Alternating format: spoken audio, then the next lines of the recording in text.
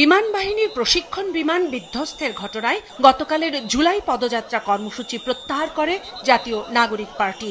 শত শত আহত মুমূর্ষের চিকিৎসা সেবা ও উদ্ধার সহায়তায় উপস্থলে হাসপাতালগুলোতে দলের কুইক রেসপন্স টিম কাজ শুরু করে। বিকেলে সংবাদ সম্মেলন করে দলের নেতারা জাতীয় এই বিপর্যয়ে নিজেদের অবস্থান স্পষ্ট করেন।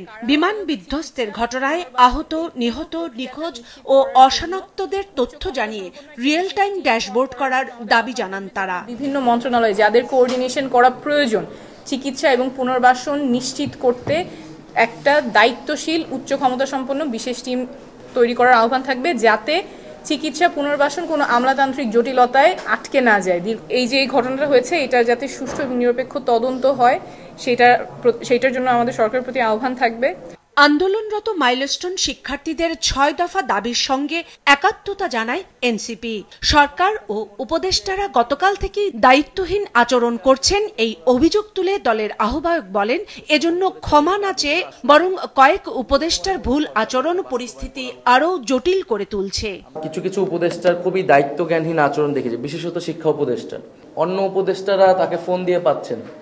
তাহলে একটা সরকারের যদি এই ধরনের অবস্থা হয় যে নিজেদের উপদেষ্টাদের মধ্যে সমন্বয় নেই, এবং আজকে সচিবালয়ের ঘটনা বিভিন্ন জায়গায় শুনছি যে সেখানে নিষিদ্ধ ঘোষিত সংগঠন ছাত্রলীগের কাউকে দেখা গেছে, বা তারা আওয়ামী লীগের যত সোশ্যাল মিডিয়া পেজ আছে সেখান থেকে কিন্তু এক ধরনের প্রচারণা করা হচ্ছে, মিথ্যা তথ্য দেওয়া হচ্ছে।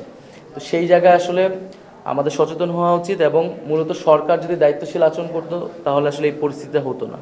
বিধ্বস্তের ঘটনায় আহত, নিখোঁজ সহ সম্পৃক্ত তথ্য প্রকাশে ঘাটতি আছে মন্তব্য করে নাহিদ বলেন, সরকার দায়িত্বশীল আচরণ করলে পরিস্থিতি আওতার বাইরে যেত না। লাশ গুম করার এক ধরনের প্রচারণা আমরা দেখতেছি। তো সেই জায়গায় সরকারের জায়গা থেকে আসলে সঠিক বক্তব্য আসা উচিত ছিল, আসলে ঘটনাটা কি, এবং এই ধরনের কোনো ধরনের ঘটনা যাতে ঘটার সুযোগ না থাকে। জাতীয় এই বিপর্যয় ও সংকট সময়ে সরকার সাধারণ মানুষ সহ সম্পৃক্ত সবাইকে দায়িত্বশীল আচরণ করার আহ্বান জানান দলের নেতৃবৃন্দ। কাউসার সোহেলি, মাছরাঙ্গা সংবাদ, ঢাকা।